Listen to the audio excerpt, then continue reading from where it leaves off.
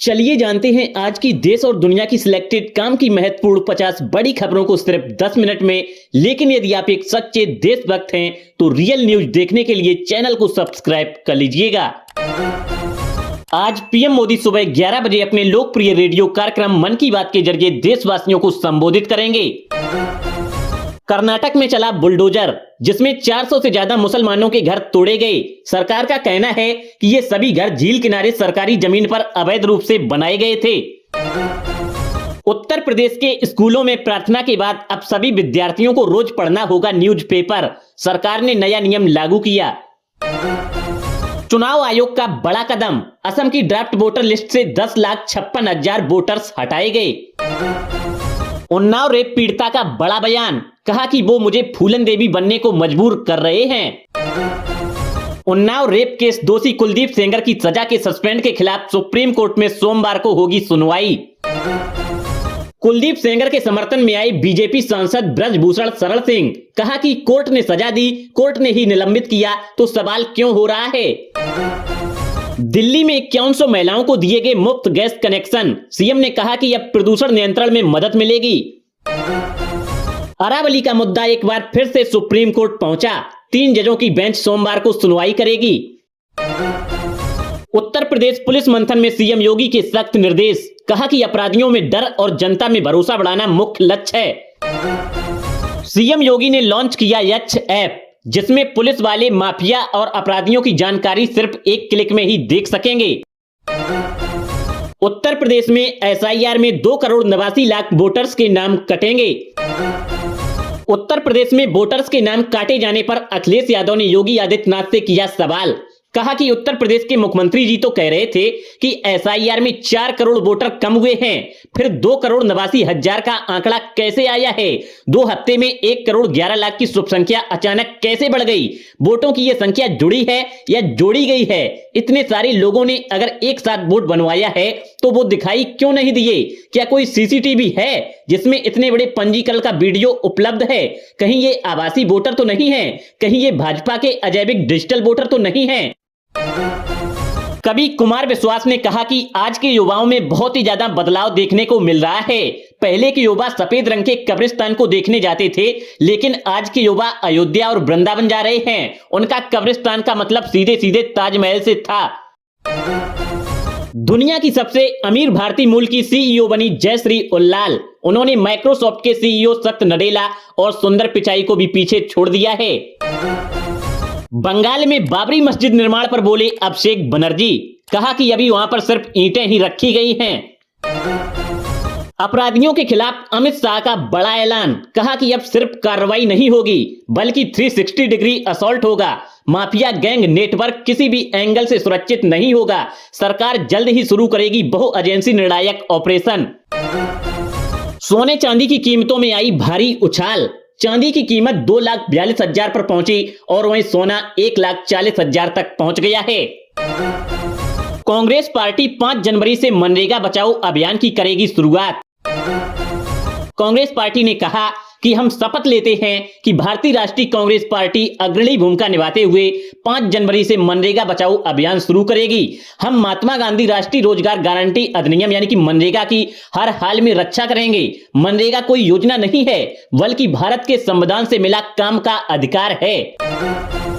Congress party ने कहा कि मनरेगा योजना से राष्ट्रपिता महात्मा गांधी जी का नाम हटाना अपमान है। अब हम बापू जी के अपमान के लिए और गरीबों के अधिकार को बचाने के लिए देशव्यापी आंदोलन करेंगे और अन्याय के खिलाफ लड़ेंगे।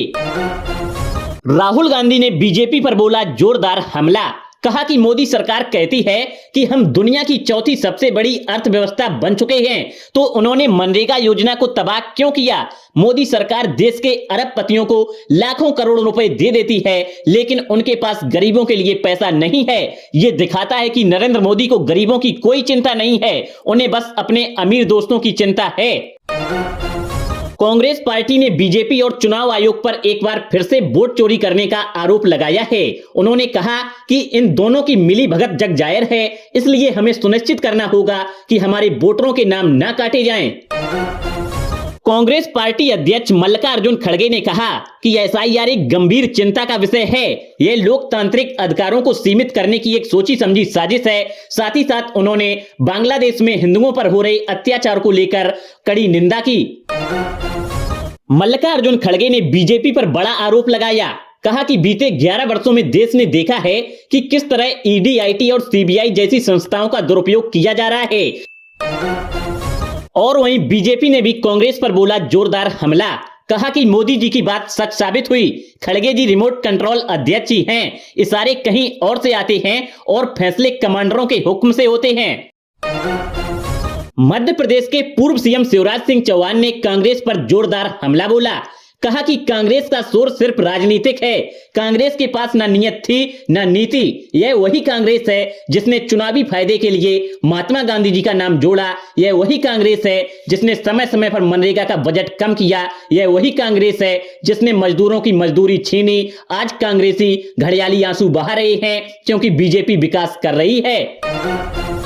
शिवराज सिंह चौहान ने कहा कि कांग्रेस मनरेगा के नाम पर छाती पीट रही है और घड़ियाली आंसू बहा रही है, जबकि मनरेगा की जगह जो योजना हम लेकर आए हैं विकसित भारत जी राम जी योजना, यह मजदूर हितैषी है। कांग्रेस जबरदस्ती भ्रम फैला रही है। इसमें 100 दिनों की बजाय 125 दिनों का रोजगार गारंटी के साथ मिलेगा और प्रशासनिक व्यय को 6% से बढ़ाकर 9% किया गया है। मजदूरी मिलने में देरी होने पर अतिरिक्त राशि देने की व्यवस्था भी की गई है। इसलिए कांग्रेस के भ्रम में ना आए। मध्य प्रदेश के सीएम मोहन यादव ने कहा कि हमारा संकल्प है कि प्रदेश के युवा नौकरी मांगने वाले नहीं बल्कि नौकरी देने वाले बने। मध्य प्रदेश के सीएम मोहन यादव ने किया बड़ा ऐलान। कहा कि सतना में एयर स्ट्रिप की लंबाई बढ़ाकर 1800 मीटर तक की जाएगी ताकि यहां पर जेट विमान भी उतर सकें।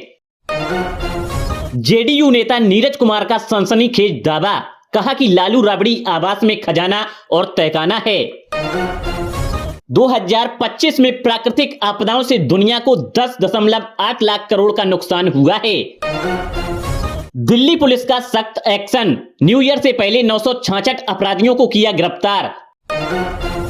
मध्य प्रदेश के सीहोर में शिक्षा हुई शर्मसार। बच्चे ने होमवर्क नहीं किया तो उतरवाए कपड़े, जिसके बाद प्रिंसिपल बर्खास्त और 1 लाख का जुर्माना। सुनील शेट्टी ने छोड़ा करोड़ों रुपए का तंबाकू विज्ञापन। कहा कि मुझे 40 करोड़ रुपए का ऑफर मिला था लेकिन मैंने बिना किसी झिझक के उसे ठुकरा दिया। राजस्थान के बागपत में लड़कियों पर सख्ती। पंचायत ने मोबाइल और हाफ पैंट पर लगाई रोक। तेज प्रताप यादव ने सरकार से मांगी सुरक्षा। कहा कि मुझे अतिरिक्त सुरक्षा दी जाए, मेरी कब हत्या हो जाए कोई पता नहीं है, मेरी जान को खतरा है। आम आदमी पार्टी सांसद संजय सिंह ने कहा कि चुनाव आयोग एसआईआर करवा ही नहीं सकता है, उसको पावर ही नहीं है, ये गैर संवैधानिक है। बिहार के डिप्टी सीएम विजय कुमार सिन्हा ने शनिवार को भूमि माफियाओं के खिलाफ सख्त रुख अपनाते हुए कहा कि अब चेतावनी नहीं कार्रवाई होगी। बिहार में नए साल से पहले 22 लाख की विदेशी शराब जब्त, 5 तस्कर हुए गिरफ्तार। तो दोस्तों ये थी आज की कुछ बड़ी खबरें। यदि आपको ये खबरें पसंद आई हो तो प्लीज इस वीडियो को लाइक कर दीजिएगा, साथ ही साथ हमारे चैनल को भी सब्सक्राइब कर लीजिएगा और अपने दोस्तों के साथ भी शेयर कर दीजिएगा।